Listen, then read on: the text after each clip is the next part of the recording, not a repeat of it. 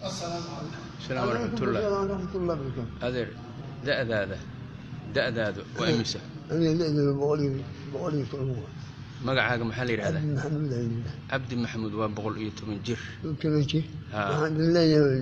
Wuxuu la dardaarmayaa dadka gaalada inuu kala joogaan. Gaalada la jooga ka soo baa dhulkeena aadmaada qayla yeelo barwaaqaas diintiina qudma. Allahu akbar. Allahu akbar. Hadda waxyeeladaas. Haddii kale dadka Soomaaliya sheega meesha. Adeer waxa uu leeyahay dadkii gaalada aaday wuxuu leeyahay diintiina iyo ubadkiina ka fikira aakhiradu in la weynaato buu leeyahay ubadka kala soo carara. Qul amnina nashtaana cad loo wanaagsan. Waxaan ku leeyahay wax u dhaarjeen dhulkeena imaan. Isha dhulkeena.